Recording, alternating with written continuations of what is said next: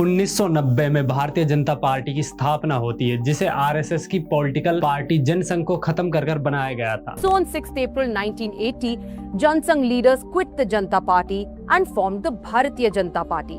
Technically Bhajpa Jansangh से अलग party थी, लेकिन इसके ज्यादातर नेता कार्यकर्ता वही थे जो जनसंघ में थे। देश की राजनीति को अगर नैतिक मूल्यों पर चलाने का संकल्प किसी ने किया है और जो लोग उस संकल्प को कार्य में परिणत करने की शक्ति रखते हैं, वो भारतीय जनता पार्टी के मंच पर इकट्ठा हो गए।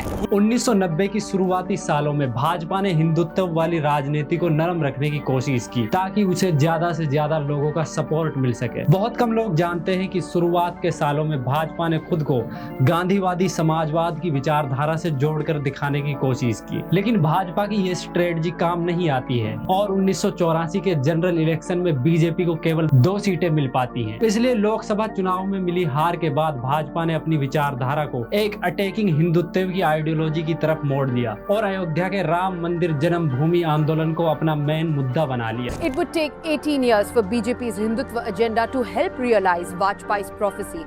But Hindutva wasn't always the BJP's war cry. In 1980s, Hindu unity was more a social cause than an election issue. But it took just one bad election for the Bharatiya Janata Party to find its ideological calling. इसके पीछे काम कर रहा था विश्व हिंदू परिषद।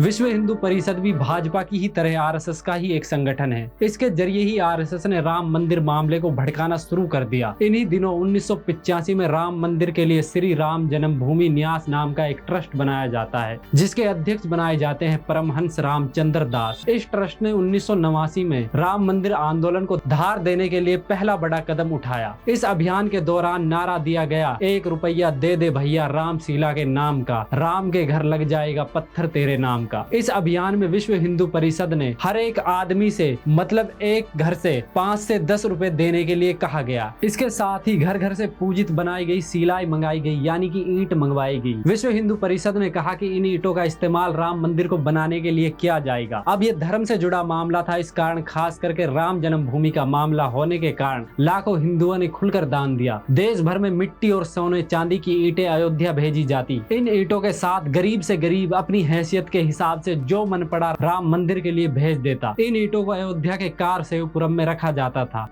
शिलान्यास से पहले आरएसएस के प्रचारक मोरोपंत पिंगले ने एक योजना बनाई। मोरोपंत पिंगले का सुझाव था कि देश भर में वीएचपी की ओर से हर गांव के मंदिर में शिला पूजन समारोह का आयोजन हो।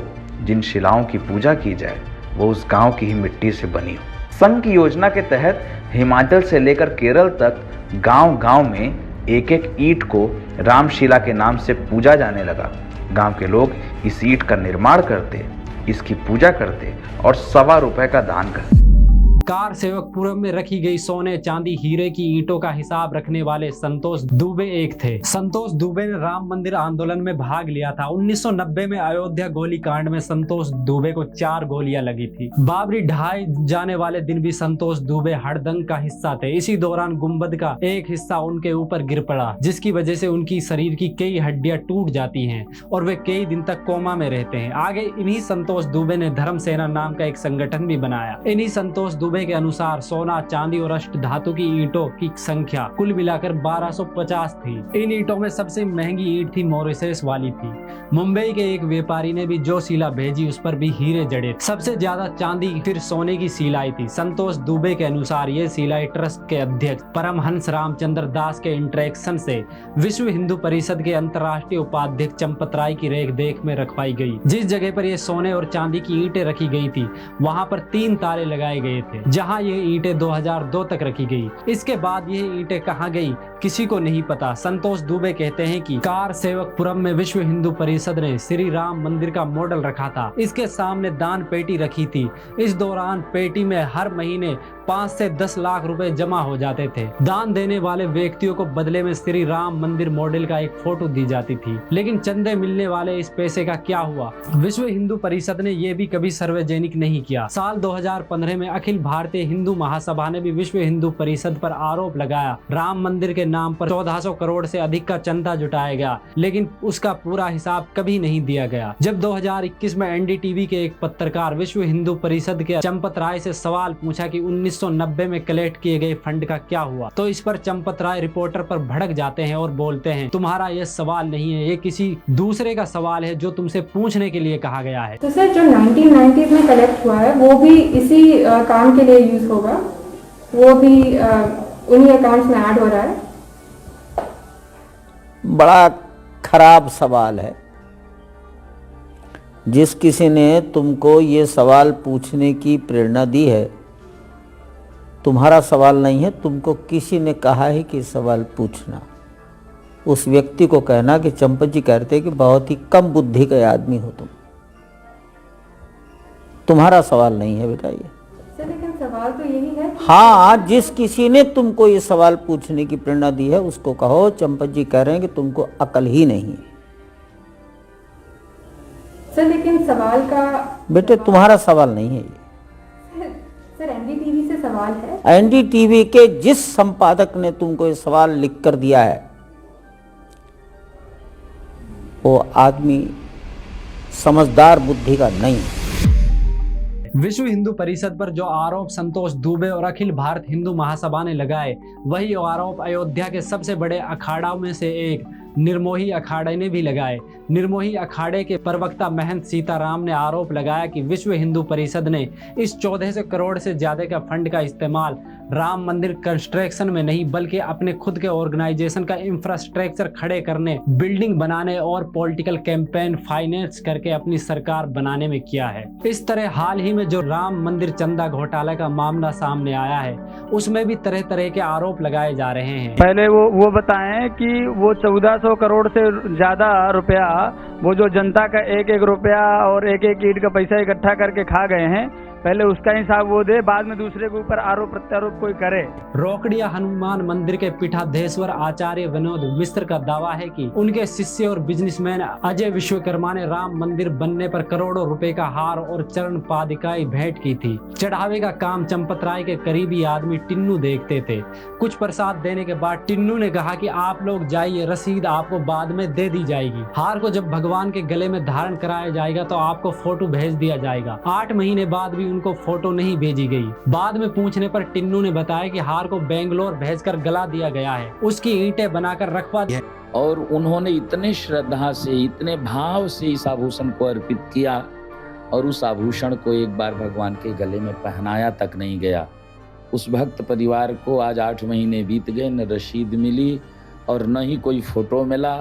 अब भक्त को पीड़ा हो रही, आज जब न्यूज में चर्चा चल रही है दी गई है। कुल मिलाकर आज तक बिजनेसमैन अजय विश्वकर्मा द्वारा चढ़ाए गए करोड़ों रुपए के हार और चरण पादिका की रसीद उन्हें नहीं मिली। ऐसी ही एक खबर भारत समाचार में छपी। भारत समाचार के अनुसार सिंधी समाज ने आरोप लगाया कि उन्होंने किलो से ज्यादा चांदी राम मंदिर में दान की थी, लेकिन आज तक उसकी रसीद नहीं दी गई। यह चांदी चंपत राय को सौंपी गई थी, ऐसा दावा किया जा रहा था। हम लोगों ने चंपत राय जी से कांटेक्ट किया, उनके दिल्ली के निवास पे उनसे मुलाकात की और उसके बाद उन्होंने हमें अयोध्या बुलाया। अयोध्या की 26 जनवरी 2021 की डेट फिक्स हुई और अयोध्या मंदिर के परिसर में ही उनके एक हॉल के अंदर ये प्रोग्राम रखा गया। उस प्रोग्राम के अंदर हमने 200 किलो चांदी, 1-1 किलो की एक चांदी, जिसके ऊपर हमारे इष्ट गुरु साईं झूलेलाल जी का फोटोग्राफ भी बना हुआ है और उनके फोटोग्राफ्स और उनके वीडियो भी लिए गए। हमें ये कहा गया कि ये जहां हम लगाएंगे आपको बताएंगे और पहले अभी इसकी चेकिंग होगी कि चांदी की क्वालिटी वगैरह क्या है, उसके बाद रसीद वगैरह और उसके बाद आपको बताया जाएगा। ताकि राम मंदिर ट्रस्ट के एक्स इंजीनियर दिनाना वर्मा ने राम मंदिर ट्रस्ट के सदस्य डॉक्टर अनिल मिश्र पर आरोप लगाया है कि अनिल मिश्र ने 40% कमीशन लिया करते थे उनसे। दिनाना दावा करते हैं कि विरोध करने पर उन्हें धमकी दी गई और चढ़ावे के केस काउंटिंग से उन्हें दूर रखा गया। उसमें निर्माण कार्य शुरू हुआ तो जो मटेरियल खरीदारी होने लगी, तो जैसे लकड़ी का काम एक पंडित जी करते थे, वहाँ पे सरजू घाट के पास उनका कारखाना था लकड़ी का, वहाँ से वो बना के लाते थे, देते थे। उनसे रेट चंपत जी के सामने तय किया गया, रजिस्टर पर लिखा गया, दस्तखत हुए उनके मेरे, और जब बिल आया तो देवढ़ा आया। मैंने पंडित जी से पूछा कि पंडित जी ये बिल कैसे देवढ़ा हो गया, तो बताया कि वो वीरेंद्र बाबू जो कैशियर है उन्होंने बढ़वा दिया है। मैं ले गया चंपत जी के पास कि भाई साहब आपके सामने तो ये रेट तय हुआ था, रजिस्टर में लिखा है और बिल इतने का आया है। उन्होंने ये नहीं कहा कि इसको खत्म करो या क्या करो, उन्होंने कहा जाने दीजिए, बताया अयोध्या के लोग सब चोर है। दैनिक भास्कर की रिपोर्ट के अनुसार ट्रस्ट के पैसे से 17 गुना सस्ती रेट में जमीनें खरीदी गई। ऐसा एसआईटी टीम की जांच में भी सामने आ रहा है। राम मंदिर ट्रस्ट के सेक्रेटरी चंपत राय का भतीजा चंदन रॉय जमीनों के काम में पहले से ही एक्टिव था। दैनिक भास्कर के सूत्रों के मुताबिक चंदन पिछले साल तक राम घाट में एक किराए कमरे पर रह रहा था।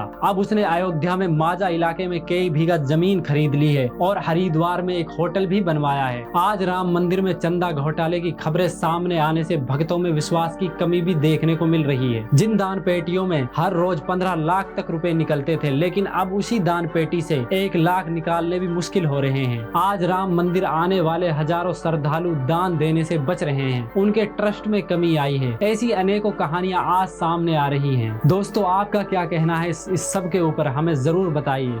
और मेरी एक पर्सनल रिक्वेस्ट ये है कि मेरे इस चैनल को अपना सपोर्ट दें, क्योंकि आपका एक लाइक और एक सब्सक्राइबर हमें मोटिवेट करता है। इस वीडियो को देखने के लिए आपका बहुत बहुत धन्यवाद।